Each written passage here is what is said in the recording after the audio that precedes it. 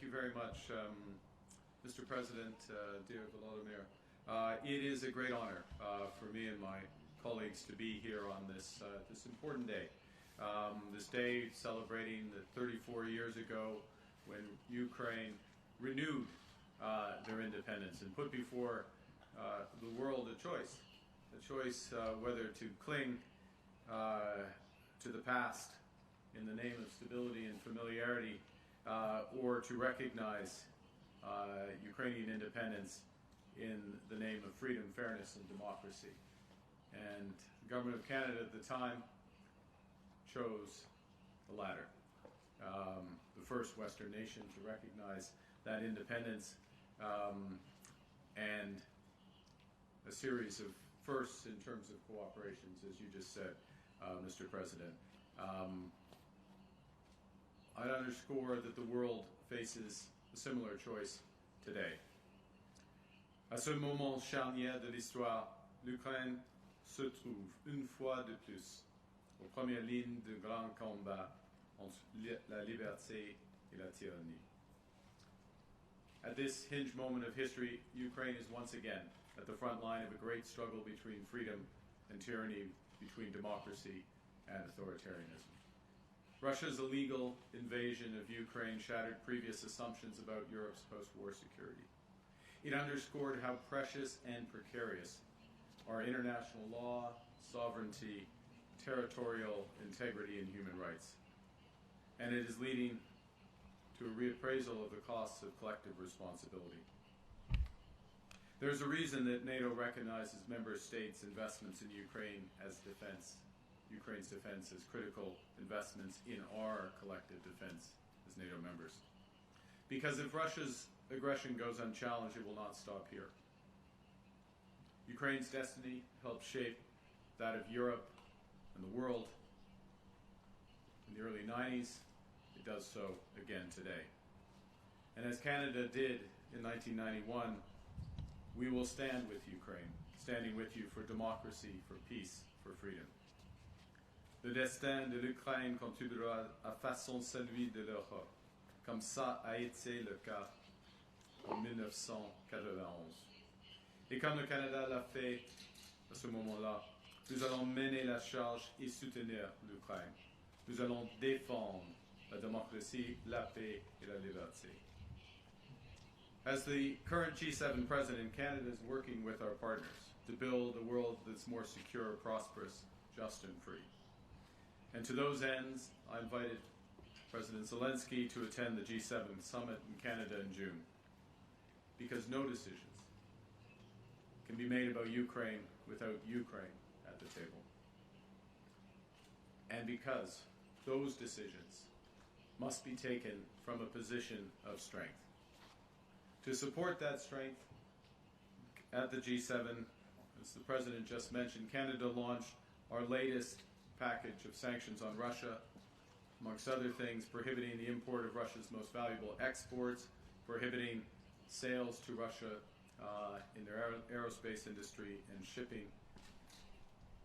sanctioning now over 3,000 Russian entities and their enablers. In parallel, we're investing today $2 billion in new military assistance for Ukraine. $800 million of this will help strengthen Ukraine's arsenal for the most urgently needed defense equipment, drones, ammunition, armored vehicles. And we had a discussion today about specifying and targeting that assistance where it will have the greatest impact, and we will do so.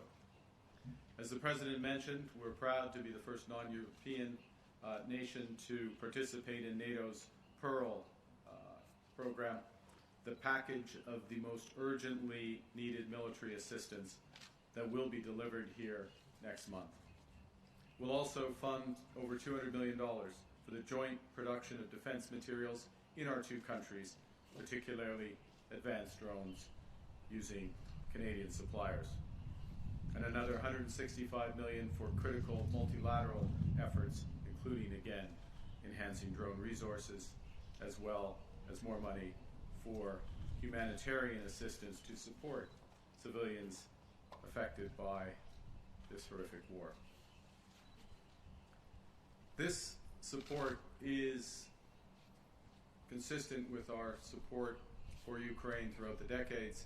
It's also part of our broader approach, our new government's broader approach to step up our role in collective security for Ukraine, in Europe, with our NATO partners, and around the world. Because leadership requires not just the strength of our values, but the value of our strength. Canada has what the world needs: productive industry, highly trained military personnel, a wealth of natural resources. And we have a heart. As co-chair of the International Coalition for the Return of Ukrainian Children, Canada will intensify its work with Ukraine, European partners, and the United States to secure the immediate and unconditional release of those children. We welcome the United States' recent efforts to secure long-term peace for Ukraine and for Europe. And we'll continue to work intensively with our international partners in the coalition of willing to build on these initiatives. In doing so, we emphasize that the approach for securing peace must remain consistent with these principles of no decisions about Ukraine being taken without Ukraine, and no decisions about Europe being taken without Europe. Mais une paix sans force est une paix fragile.